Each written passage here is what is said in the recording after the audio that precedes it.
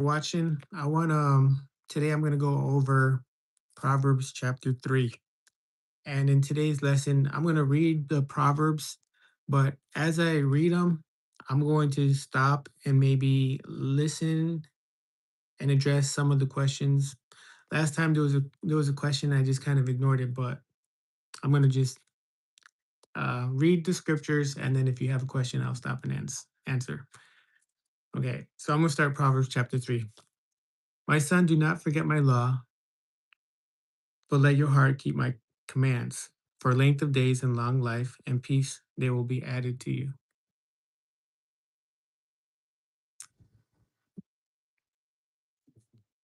Oh, you might hear some background noise. It's the microwave, but it's all good. So that was the first chapter here. Um, Proverbs chapter 3. It's about um, not forgetting his law. It's like, but let your heart keep my commands. And the commands that he's talking there is registered in, recorded in Deuteronomy chapter 5. And it's talking about his 10 commandments. Okay, if you haven't had a chance to know or if you don't know them, you can look that up and on your own. Deuteronomy chapter 5, and it's verse 6 all the way to the end of the chapter. All right. So we're talking here about that's the first proverb. Do not forget my law. All right. For a length of days. So it's understanding the law equals like a healthy life, a long life, and peace. It says, let not mercy and truth forsake you. Bind them around your neck. Write them on the tablets of your heart, and so find favor and esteem, high esteem in the sight of God and man. So, talking about mercy and truth, speaking truth, not speaking lies, and showing mercy goes a long way in the sight of man and God. So, another good truth, right? Healthy words of wisdom from the Lord. And it just only comes from reading the Lord, reading the word. And you have to kind of dissect it because you can read it and just go like I did last time, and you're gonna miss a lot of things. So we may not even read the whole chapter. I'm just gonna hear talk for maybe 10 minutes, and then I'll just hop off. But this chapter right here, Proverbs chapter 3, is one of my go-to chapters when I'm feeling uh not smart, when I'm feeling like I'm lost, when I'm feeling confused or overwhelmed. So here, for example, um, uh, my go-to verse is Proverbs chapter 3, verse 5. It says, trust in the Lord with all your heart and lean not on your own understanding. That's what I always do is I kind of think that I know everything. I'm a know-it-all. I've been through it. I've been through the fire. I'm experienced. I'm already old. I have a whole life of experiences that I can give and I can tell what I've been through, my ups and my downs, right? And so I'm thinking, well, I know enough. But it says, lean not on your own understanding. That's a big statement. Doesn't matter how old you are. Doesn't matter how wise you think you are. It says, lean not on your own understanding. Trust in the Lord with all your heart. And this is a problem that I've had in the past where I've I pray and I think I'm still gonna do things my way, but it doesn't work out. And even though I'm praying, but I'm kind of like an old dog where I'm stuck in my ways, right? So it says, in all your ways, acknowledge him. Those are all the decisions, everything you do, and he shall direct your paths. So sometimes I'm fighting the wind because I'm not listening. I'm seeing doors close and I don't know why doors are closing. I see people uh, I see the wrong people coming and I close and maybe I don't know, but it says in all your ways God will direct you. It says, do not be wise in your own eyes. Fear the Lord and depart from evil, and it will be health to your flesh. Bro, this is the key thing right here, and strength to your bones. So being wise in your own eyes is like compared to like being, like I said, being stuck in your ways, like thinking you know it all. All right. when you actually are humble and you're able to trust in the Lord and fear the God and actually fear Him is like, am I doing this right, God? I don't want to be cursed because I have felt that. I have felt the part where I've lost God's approval for doing something wrong, which I knew I was supposed to do. But in those instances, when I experienced the Spirit leave, I was like, oh, I felt the curse. I felt the loss. I felt it. And it says it will be health to your flesh. So sometimes you kind of wonder why you're sick all the time. Have you ever felt like you're always sick or you're always um I don't know, you can say rashes because it's talking flesh, but in general it means your body, your organs.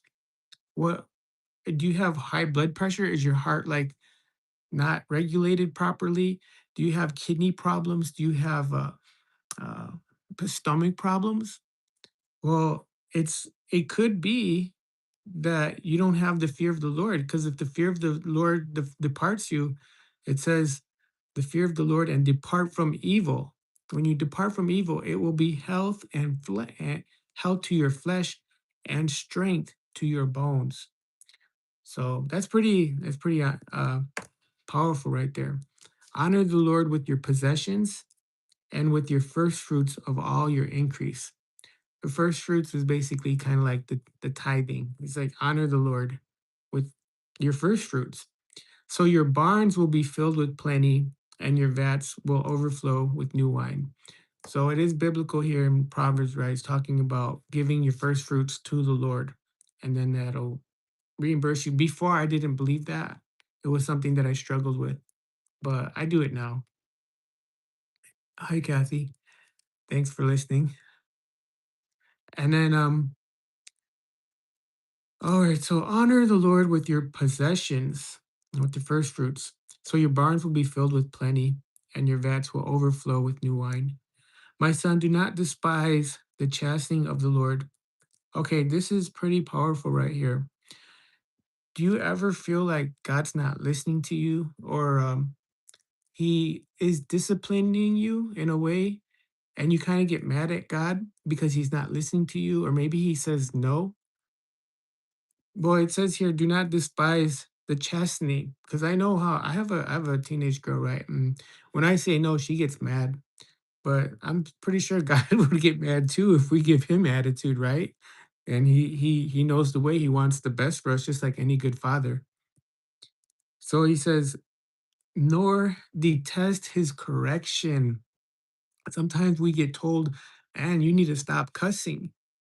And that's biblical, right? You don't want to be a child of God and be cussing, right? So if someone calls you out on it, don't hate on him. It's biblical. He's trying to help you become a better person, a better child of God, right?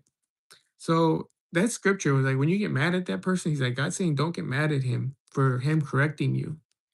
For whom the Lord loves, he corrects. So I've been corrected plenty of times. Trust me, it's been brutal. But he's guided me, right? So just as a father, the son in whom he delights. Happy is the man who finds wisdom and the man who gains understanding. So happy comes with wisdom. If you're always, let's just say you're always crabby, you're always in a bad mood, you're always just kind of like people have to tiptoe around you. It's like that's the opposite of happy. That's like miserable. That's that's not healthy. So it doesn't go in line with happiness. I mean, happy, you know, comes from wisdom.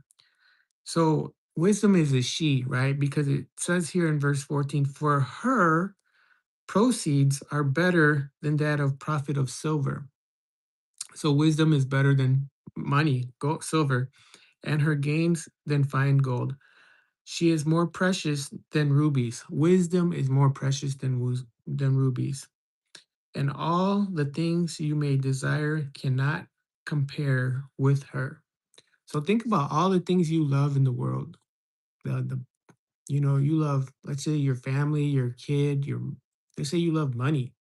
let's say you love traveling.